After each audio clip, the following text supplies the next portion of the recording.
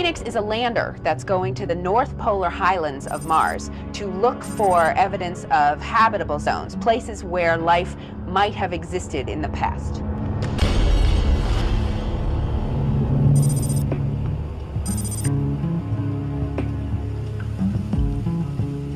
Moving flight hardware, not even to mention an entire spacecraft, is usually a delicate affair.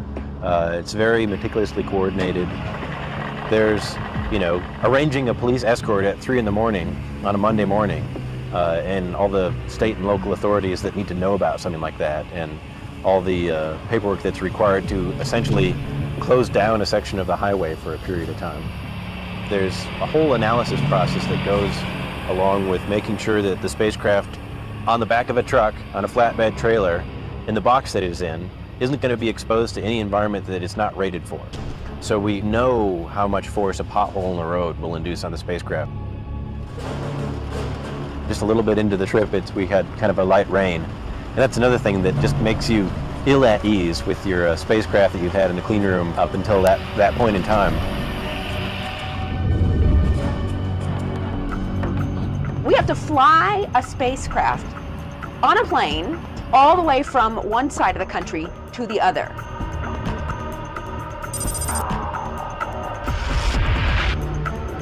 And that is a scary thing.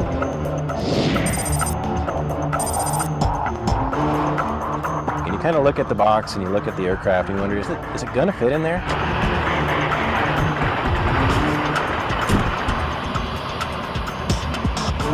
When they open those rear doors, there's this cavernous space inside. Even as big as it is, this box just barely fits inside of it.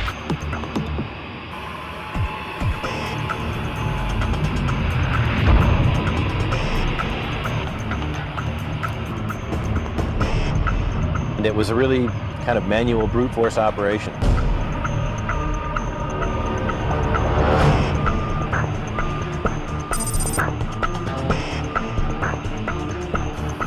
It looks just like we're loading a box onto a plane. Inside this box is such an enormous treasure. This is something that these hundreds and hundreds of people have worked on to make it all come together. We've got Air Force pilots, most trustworthy people. They are flying this spacecraft from Denver to Cape Canaveral. And we trust these pilots, but we still worry.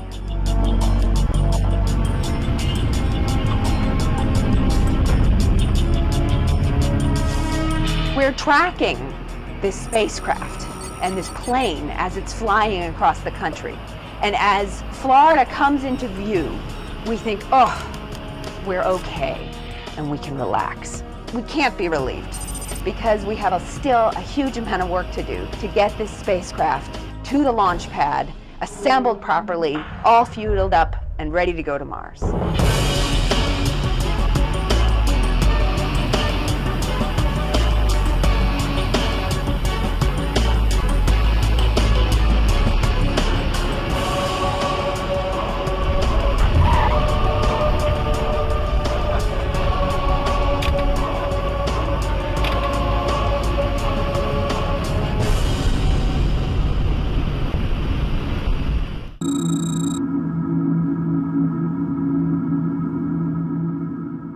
Phoenix is a lander that's going to the North Polar Highlands of Mars to look for evidence of habitable zones, places where life might have existed in the past.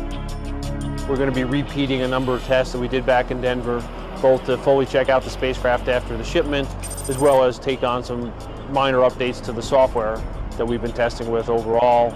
Once we get out into June, then we've got a month that we'll be installing the ordnance and explosives onto the spacecraft that it needs to both separate itself and deploy the parachute. This phase of the mission is basically the final checkouts and closeouts of the vehicle in preparation to make it to the third stage and to transport it out to the pad and get it stacked on the rocket and, of course, get it launched. The most challenging part is as you get closer and closer to the end, there's less and less room to recover if something doesn't go right. So, it's really just managing things and being on top of every little item, because there's a point there where you can't recover, and you don't want to get to that point. The biggest challenge this week is actually not the launch window per se, because it's an early morning launch, but we are in our peak afternoon thunderstorm time of the year. So the biggest challenges are the propellant loading that has taken place on the pad over the last couple of days, and it's been canceled because of the thunderstorms. We were supposed to load oxidizer and then fuel onto the second stage of the launch vehicle today, and they got through the oxidizer load, and then the prediction for weather this afternoon was not good, so they decided to stand down from loading fuel, which means they have to load fuel tomorrow. And because of that, we'll likely slip spacecraft launch from what was planned to be Friday morning to Saturday morning. We have 2 days of our launch window before the shuttle. We have to stand down for the shuttle launch. And so we're hoping that if we either get off in the first 2 days or the shuttle gets off on its first day, so that then we can start planning to launch right after the shuttle.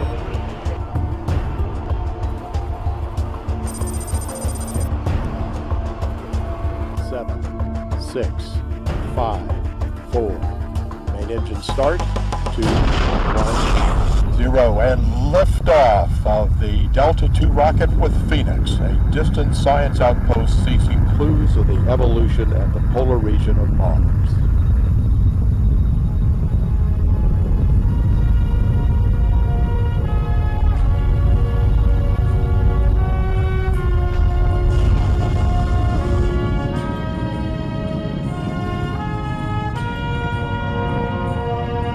Being on the program as long as I have, it's kind of like your kid going off to college. You're very excited, you're very happy, but also sad that your baby's basically going to go away, and you're not going to hear from it again for 8 or 9 months. There's a lot of joy, a lot of sadness, a lot of nervousness, but that's part of the job, and we all deal with it different ways.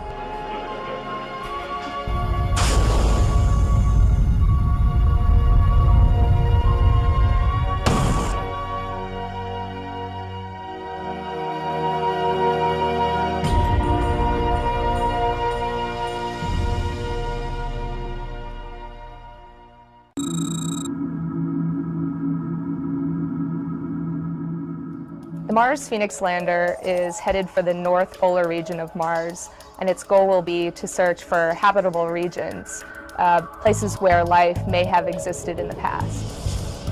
The phase that we're in now is called cruise, which sounds really easy and laid back, although it's actually a very busy time for the spacecraft teams. We're busy making sure the systems of the spacecraft are working as they should. The teams are busily preparing for the science that's going to occur after landing. The navigation team is getting ready to make sure that the spacecraft actually gets to its target on Mars. It's very similar to the sport of archery. In archery, you have the archer who's standing some distance away from the target, and that person's job is to make sure that the arrow hits the target. An archer will have to draw back the bow with a certain amount of force. Secondly, the archer has to make sure that he aims the arrow at a certain angle, and then that arrow actually has to traverse the correct amount of distance so that it hits the target. These three things have to come together just right. With launching a spacecraft to Mars, it's a little different. The bow in this case is a 250-ton rocket. Our arrow is the Phoenix spacecraft. It has to travel over 420 million miles to its target. That's 70 miles long by 15 miles wide. This is like trying to shoot your arrow from Dodger Stadium and hitting home plate at Wrigley Field in Chicago. So this seems almost like an impossible shot to take just in one single shot. So we actually make it a little more fair by having 6 opportunities to correct that trajectory along the way. Imagine if you could shoot an arrow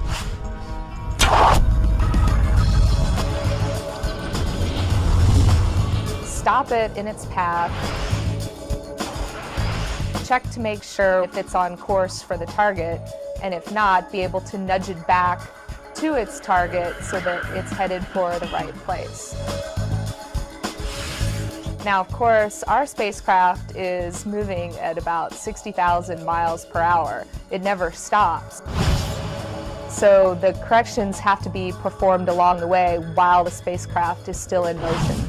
We track the spacecraft using the Deep Space Network of antennas, and we figure out exactly where the spacecraft is, where it's heading, and then compute where it actually needs to be.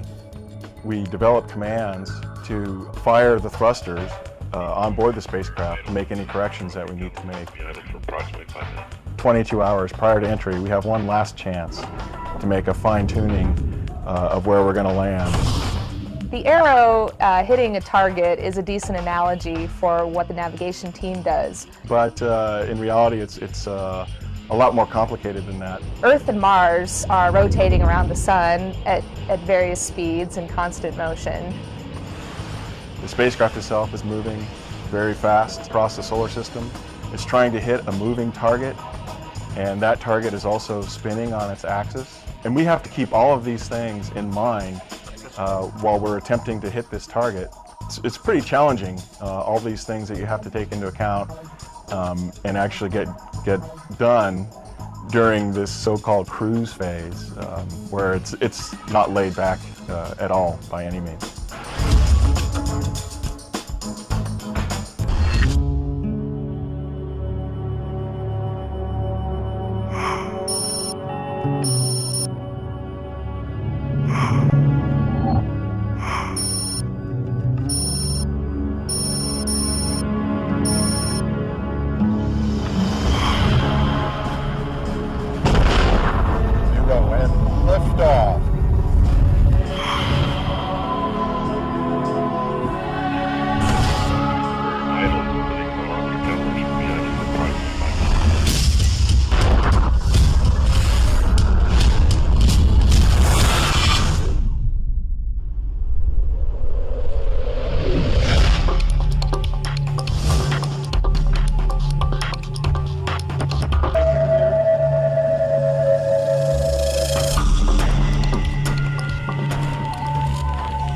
Phoenix is the first Mars scout mission. It's the first mission that's going to try to land near the North Pole of Mars. And it's the first mission that's actually going to go try and reach out and touch water on the surface of another planet. Where there tends to be water, at least on Earth, there tends to be life. And so it's potentially a place where life could have existed on the planet in the past. The main purpose of EDL is to take a spacecraft that is traveling at 12,500 miles an hour and bring it to a screeching halt in a soft way in a very short amount of time. We enter the Martian atmosphere. We're 70 miles above the surface of Mars, and our lander is safely tucked inside what we call an aeroshell. Looks kind of like an ice cream cone, more or less. And on the front of it is this heat shield, this saucer-looking thing that has about a half inch of essentially what's cork on the front of it, which is our heat shield. Now, this is really special cork, and this cork is what's going to protect us from the violent atmospheric entry that we're about to experience. Friction really starts to build up on the spacecraft, and we use the friction when it is flying through the atmosphere to our advantage to slow us down. From this point, we're going to decelerate from 12,500 miles an hour down to 900 miles an hour. The outside can get almost as hot as the surface of the sun. The temperature of the heat shield will reach 2,600 degrees Fahrenheit. But the inside doesn't get very hot. It probably gets about room temperature. There is this window of opportunity within which we can deploy the parachute. If you fire the chute too early, the parachute itself could fail. The fabric and the stitching could just pull apart. And that would be bad.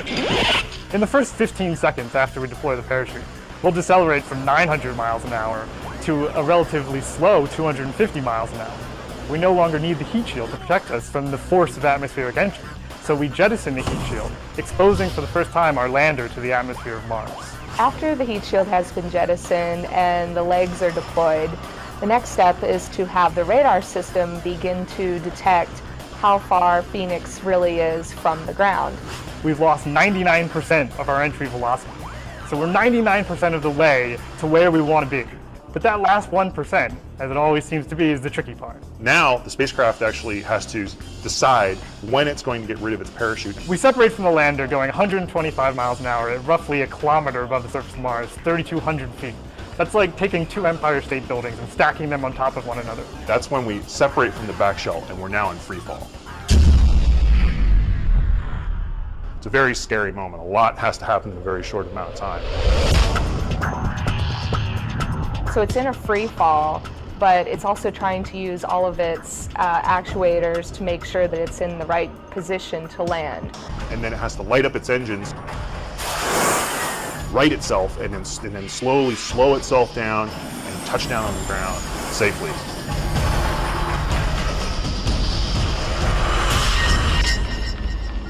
Earth and Mars are so far apart that it takes over 10 minutes for a signal from Mars to get to Earth.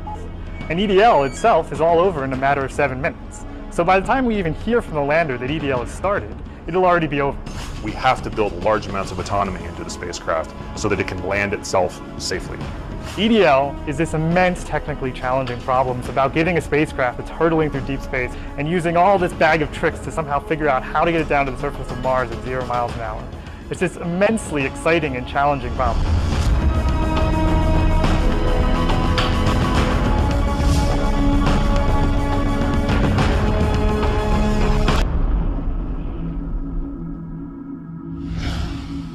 Atmospheric entry on my mark. 5, 4, 3, 2, 1, mark. Expected peak heating rate in 1 minute and 40 seconds. Standing by for possible platinum blackout. Phoenix now 1 minute past the entry point. We still have a signal via Odyssey. At this point in time, Phoenix goes normally through peak heating. Phoenix now 2 minutes and 25 seconds past the entry point. We still have a signal via Odyssey. Standing by for reacquisition via direct to Earth. Stop of Odyssey canister data and switch to 32K in 10 seconds. Standing by for expected parachute deployment.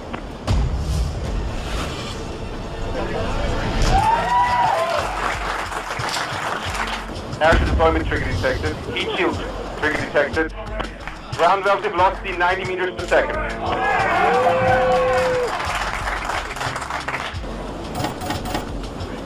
Land leg deployment trigger detected. Ground relative velocity 60 meters per second. Standing by for altitude convergence. At this point in time, Phoenix will have normally reached altitude convergence. We're standing by for confirmation via telemetry.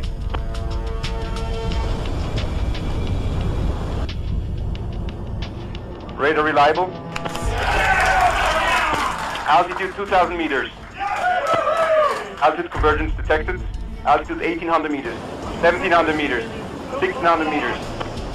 Standing by for landing separation. Altitude 1,100 meters. Signal may drop out during landing separation. Altitude 1,000 meters. The separation detected. We have reacquired the signal. Gravity turn detected. Altitude 600 meters, 500 meters. 400 meters, 250 meters, 150 meters, 100 meters, 80 meters, 50 meters. Come on. Constant velocity phase detected. Altitude 40 meters, 30 meters, 27 meters, 20 meters, 50 meters. Standing by for touchdown. Touchdown signal detected. Landing it. Landing it sequence initiated. Helium vent detected.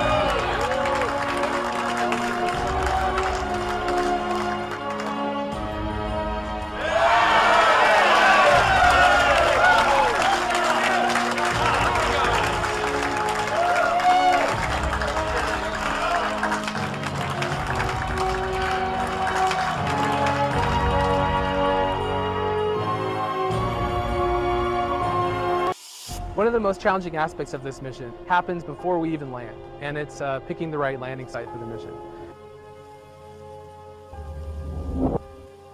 We want to study the habitability of Mars. We want to really figure out if it was ever capable of supporting life. And the way we do that is to really follow the evidence of water on Mars.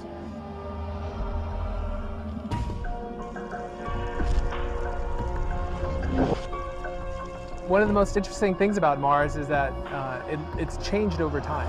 What we see on Mars today is very different from what occurred in the distant past.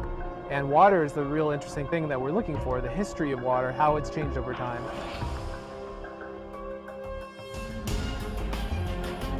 One of the biggest challenges to studying habitability on Mars, which is the goal of the Curiosity rover mission, is to try to follow that signature of water. Where was the water? How long was it there? And where do we go to look for evidence of it?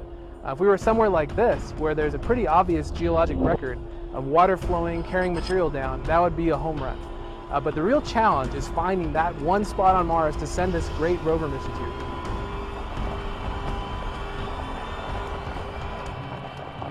We have 4 wonderful landing sites, all very different in character. And the real challenge for us as scientists is to come to a consensus on which one of those sites offers the best chance of fulfilling the goals of the mission. There's a place on Mars called Mars Vallis, which has the brightest mineral signature of clay minerals on Mars. And these clay minerals are known to form in the presence of water and neutral pH water, not acidic, not too basic, just the kind of water that would be friendly to life. Then you have terrestrial geologists who say that the rock record should be the thing that we follow, the landforms that look like they were carved by rivers or floods. So you have sites like Holden Crater, which is a big impact crater many miles across with a river coming into it, perhaps forming a lake multiple times and flooding the crater, leaving a geologic record that we can study with Curiosity. Just upstream a little bit from Holden Crater, there's a place called Eberswald Crater. That same river system in Eberswald has left evidence of a delta. Just like the Mississippi River Delta, these things form when muddy, silty water deposits its silt, its mud, into a formation, into a standing body of water, like a lake. And so you have people that study deltas on Earth who think that's the place Curiosity should go. The final site is the best place on Mars if you want to just study layered materials. So why do we like layered materials? Because just like this outcrop behind me, they give a record of time, of how things change over time. By studying different layers, you can rebuild the geologic history of Mars. So there's a place called Gale Crater, which has a 3-mile stack of layered rocks. Now we don't exactly know how those layers formed, and the mineralogical evidence isn't as strong as other sites, but people who just think layers are the thing to study really love Gale. So you have these 4 different sites and these 4 different groups and very passionate arguments back and forth to try to really narrow in on what is the one site to send the Curiosity rover.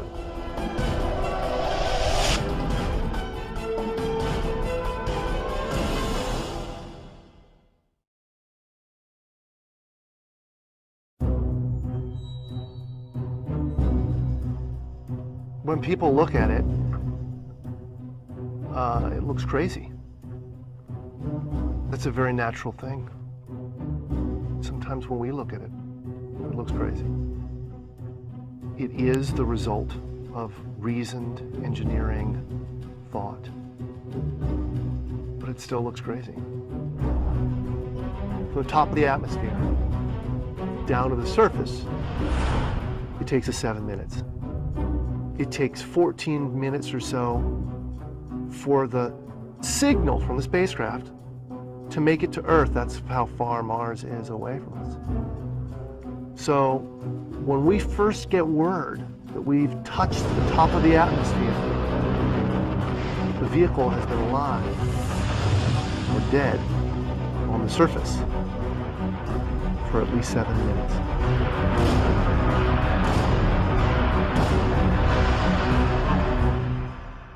Entry, descent, and landing, also known as EDL, is referred to as the 7 minutes of terror, because we've got literally 7 minutes to get from the top of the atmosphere to the surface of Mars, going from 13,000 miles an hour to 0 in perfect sequence, perfect choreography, perfect timing, and the computer has to do it all by itself with no help from the ground. If any one thing doesn't work just right, it's game over.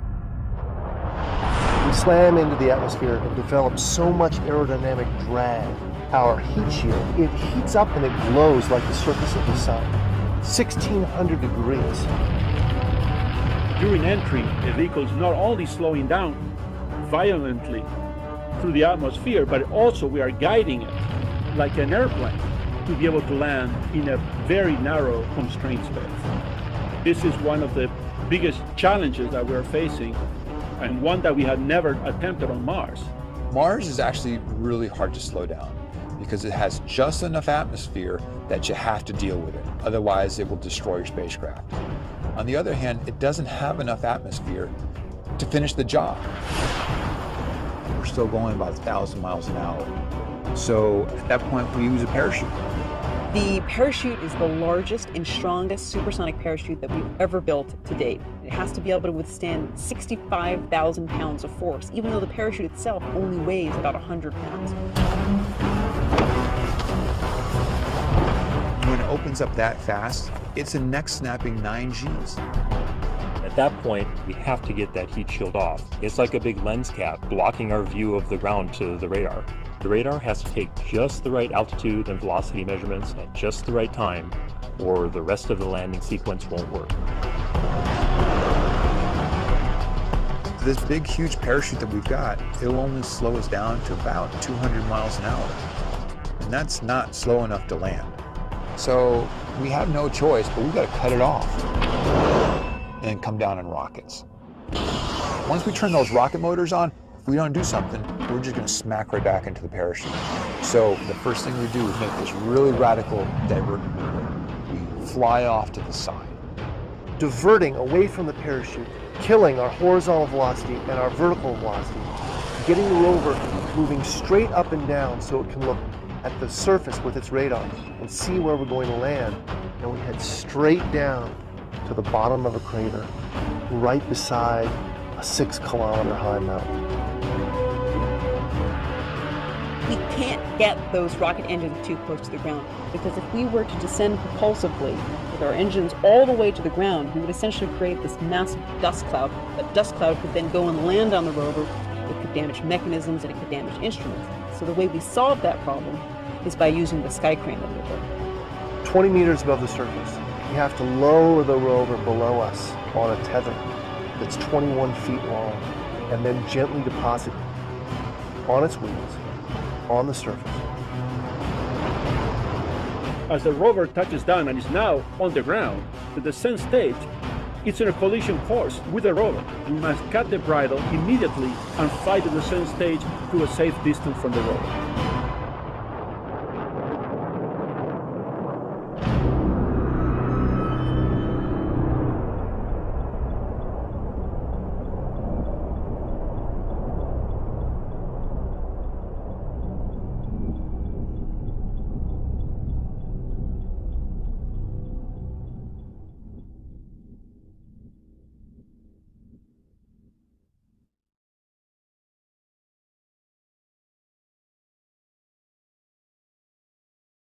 When they open those rear doors, there's this cavernous space inside. Even as big as it is, this box just barely fits inside of it.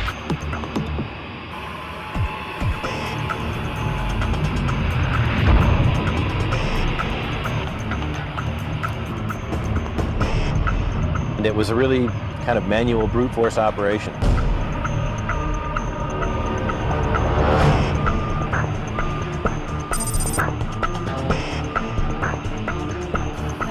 It looks just like we're loading a box onto a plane. Inside this box is such an enormous treasure. This is something that these hundreds and hundreds of people have worked on to make it all come together. We've got Air Force pilots, most trustworthy people. They are flying this spacecraft.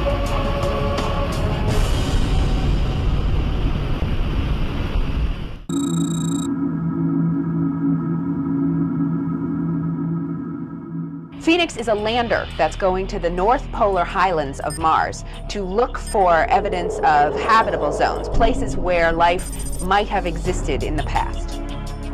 We're going to be repeating a number of tests that we did back in Denver, both to fully check out the spacecraft after the shipment, as well as take on some minor updates to the software that we've been testing with overall. Once we get out into June, then we've got a month that we'll be installing the ordnance and explosives onto the spacecraft that it needs to both separate itself and deploy the parachute. This phase of the mission is basically the final checkouts and closeouts of the vehicle in preparation to mate it to the third stage and to transport it out to the pad and get it stacked.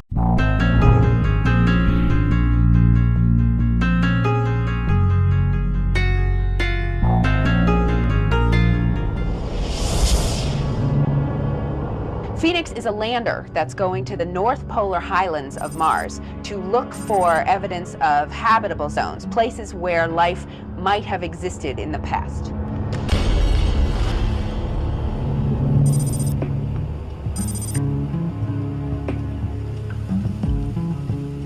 Moving flight hardware, not even to mention an entire spacecraft, is usually a delicate affair.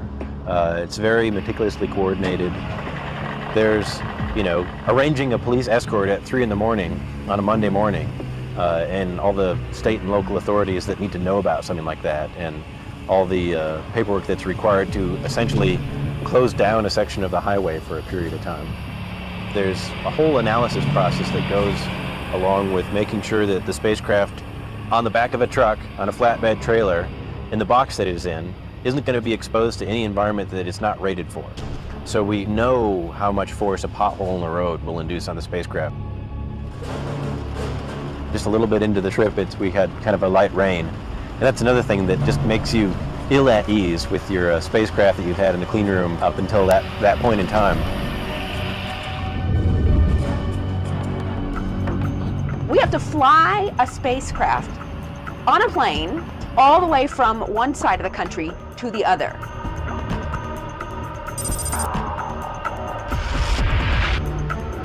And that is a scary thing.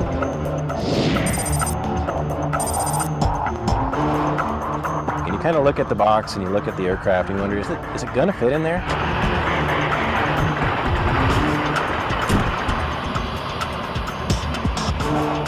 From Denver to Cape Canaveral. And we trust these pilots, but we still worry.